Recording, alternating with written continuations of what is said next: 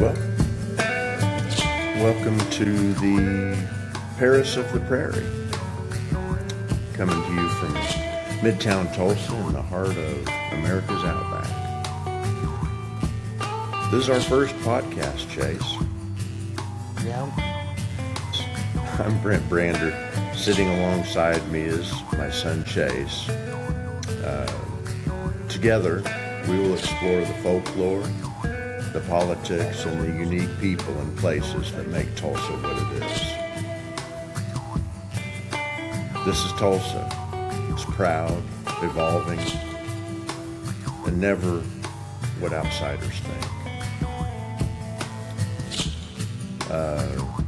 First, like to give a shout out to our house band for the original music. This is Colin Babb and Friends. As it turns out, one of these friends is our very own Chase Brander on percussion and jaw harp. And we will have to get into the jaw harp a little bit more in coming episodes. Probably some of the episodes dealing with the Tulsa sound, maybe.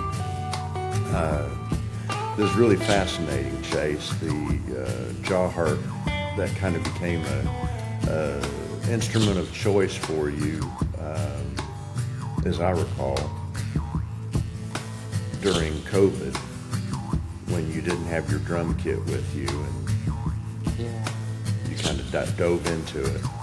Yeah, I don't really remember exactly how I got onto it, but yeah, I've been doing it for about 6 years.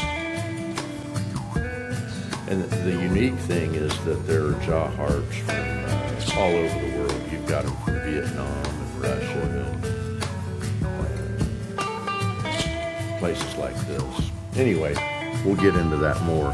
If you want to look into some of Chase's handiwork, go to Chase_Brander on Instagram.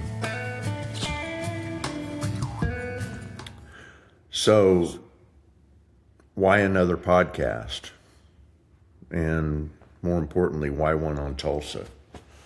And I don't really know what to say other than there is just an awful lot more work than I thought to put something like this together. The original idea came from my kids, maybe more specifically Mallory, who gave me this microphone for Christmas a couple of years ago.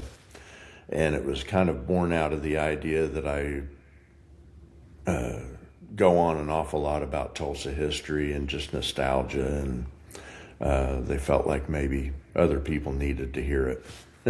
And honestly, the other reason was after the last election, I was pretty depressed,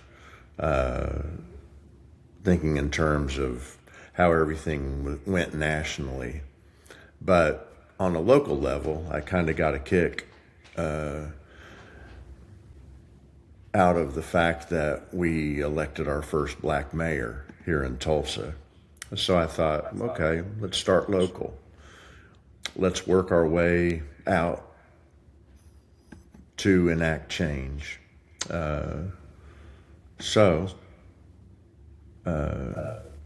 Then it begs the question, why Tulsa? And all I can say to that is that I love Tulsa. The culture, the music, the food, and more importantly, the friendly people. There's just a nature to the folks here that it's a very giving community, very friendly community, and there's an awful lot of good being done on so many levels. And we're going to take the opportunity to feature some of that stuff.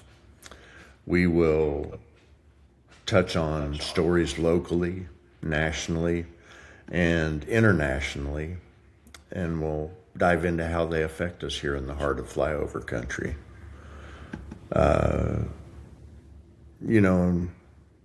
it's hard not to get a little bit political, but I would have to say that these days it really starts at the top and works its way down. We're talking about how polarized the country is right now, more so than ever before. There is a hatred, really, is what it comes down to for the other side.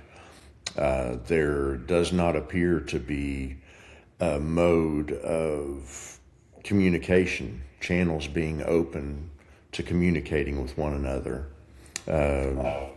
It almost seems like whoever screams the loudest and puts the other guy down the most wins. And that's no way to do things. This message being screamed is built around the idea of just ignoring and suppressing or oppressing the other side until there's no voice. I mean, you know, for God's sakes, we've got masked men, you know, raiding through our cities, chasing brown people, and, well, disappearing them. So we've got work to do, and we've just got to work together more in a more civil way. That's the way we've always done things. And that's, you know, working toward common shared goals. And I think in Tulsa, people are only stronger when we're talking with each other rather than about each other. So, yeah, there's a lot of noise right now, but how we handle it here in Tulsa still matters. So this section is where we would interview a guest. And we've got an awful lot of interesting folks that are making a difference in Tulsa, in our community. But today, this being our first podcast, we thought it would be interesting just to get into why we call this Parish of the Prairie. And honestly, it's because I think Tulsa has always had a little swagger to it. There is a refinement with a bit of grit. And the name is both affectionate and aspirational.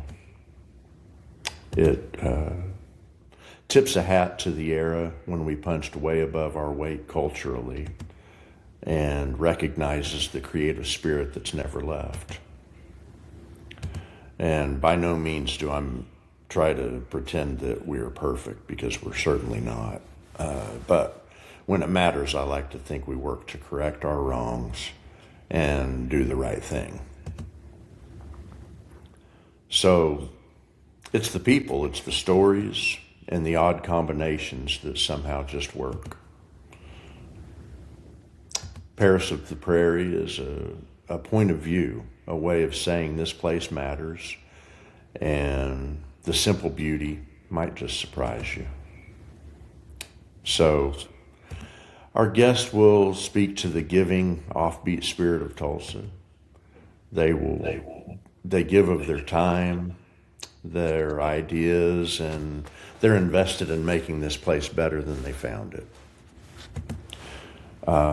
We plan on speaking with artists, entrepreneurs, architects, writers, filmmakers, actors, musicians, even farmers, as well as just plenty of folks that are just doing good for our community.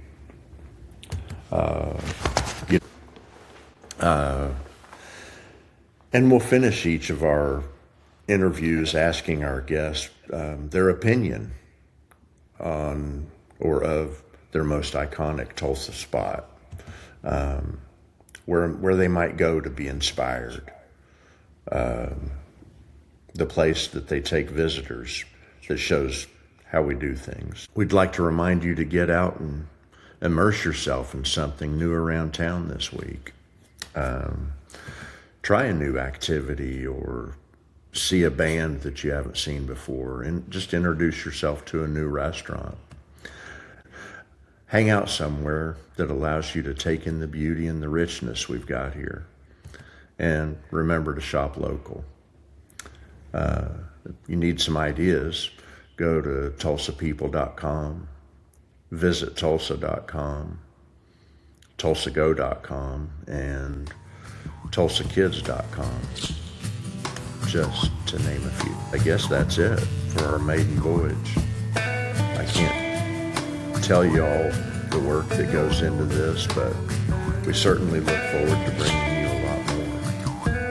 And with that, we thank you for listening and remind you to subscribe to Prairie, wherever you get your podcasts.